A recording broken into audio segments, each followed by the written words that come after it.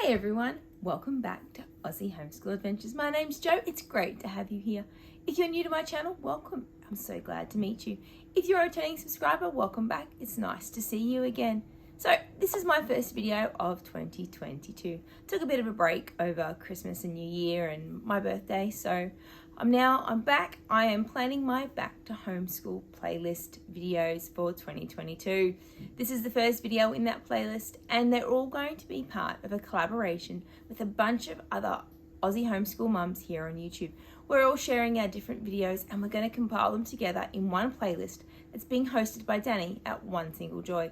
I'll be sure to leave a link in my description box to Danny's channel and to that playlist, so you can check out all the other mamas homeschooling videos. There's going to be so much great information in that playlist that I can't wait to check out myself.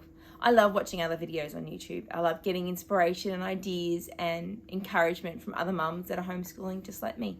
So today's video is my 2022 back to homeschool, my homeschool goals for this year. Now, I normally do set goals. We set goals in my program for the HEU, but these are different. The ones that I set in the HEU are very open-ended and deliberately, and a little bit vague deliberately. It gives me a lot of freedom and flexibility in what I report back to the HEU with those goals.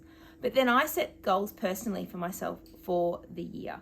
Personal goals, spiritual goals, sometimes financial, relationship, and usually homeschooling goals.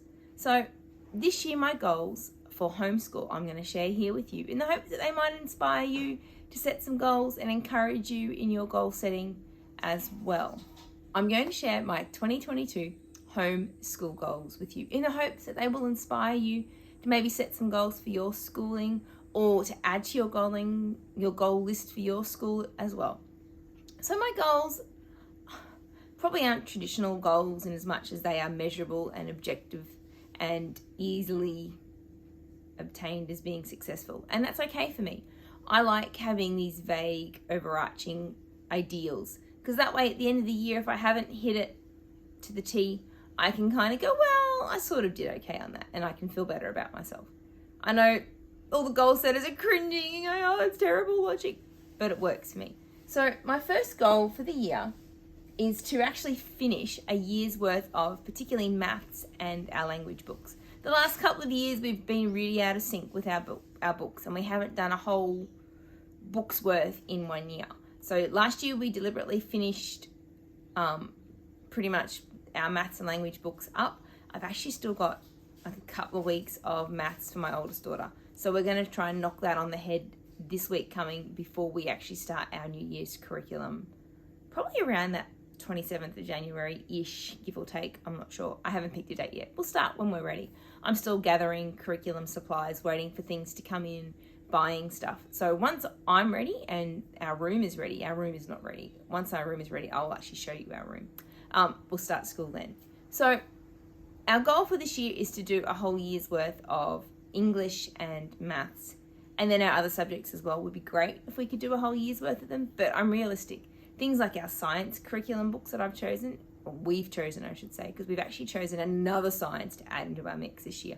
So I've got 3 different science curriculums. I know I'm not going to finish all of those, and I'm never intending on it, because we'll mix and match and chop and change what we're doing each sort of term, or even maybe each week. We'll see what our interest is. So I'll share more about our curriculum in my curriculum choices video, which will be coming out maybe later this week or probably early next week to mid next week. I'm still waiting on books to arrive. So that's one of my goals, is to finish a whole year's worth of our core subjects. My second goal for the year is to actually establish and set up for me and my children a after lunch a 20 minutes, half an hour of independent reading time. Not necessarily quiet, but I know after school, we used to call it at school, after lunch was quiet reading time. And we'd come in from play hot and sweaty, and we'd all get to read. And that was one of my favourite things in school, was getting to read in class. So I want to get that happening for my girls and for me. It'll give me a chance to read some of my books, and I'm hoping that it'll give my girls a chance to work on their reading and grow to love books even more. My oldest is starting to really love books. My youngest is still struggling. And that's okay. It's an age and a comfortable thing with her reading skill. As her skills grow, I think her love and her enjoyment of reading will grow as well. So 20 minutes of quiet reading every day, maybe 3 times a week. I think I've said 3 days a week minimum. Every day would be ideal, but at least 3 days a week would be really good. So this year, my husband normally, for the last few years, has had Fridays as his RDO. So he normally only works a 4-day week, and Fridays have been our family day. We've done a few school subjects and things like that. But this year, at the moment, for the next few months, at least until April, maybe longer, we'll have to see, he's going to be working on Fridays. So we won't have that day like that anymore as a family, which I'm a little sad about. But it's okay. It'll be worth it financially for us as a family, so we're okay with that. And it may not be forever. We don't know. We'll see.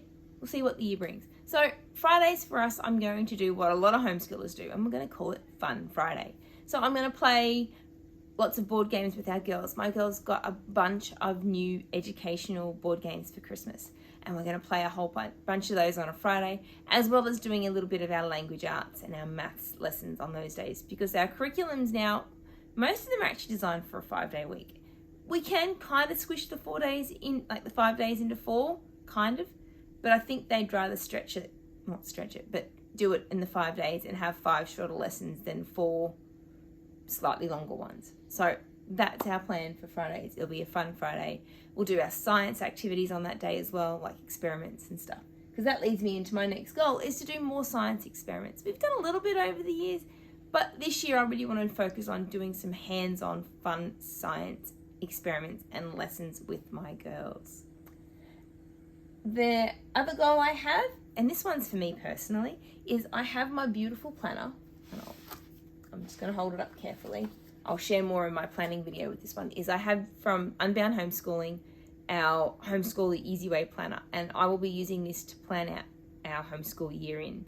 And it's a fantastic planner. It's so simple to use, and it works well to either plan in advance or record what you've done, and I do a mix of both. So my goal this year is to actually make sure I've taken notes in here, and I did that last year, and it made my reporting so much easier. But to actually document in here samples, because one of the things for the HEU requires for us in Queensland is samples of our kids' works. So I haven't been very good at dating and marking samples in their books. So this year I want to make sure I'm marking lots of potential sample ideas all throughout the year. So anytime I do a page that I go, oh, I could use that as a sample, I want to put a bookmark on it and I'd make sure I've dated the page so that it comes to the end of the year, I can flick back through our books and go, oh, that one, oh, that one, oh, that one, and hopefully have lots to choose from so I can pick our best couple of samples. So that's a real personal goal for me, in that I want to keep up with my planning and my reporting samples for 2022, because it just makes my reporting so much easier. And the last goal, and I don't know, this one's a bit, it's more of a wish, because it's something that I've wanted to do and we've never done, is actually try nature journaling.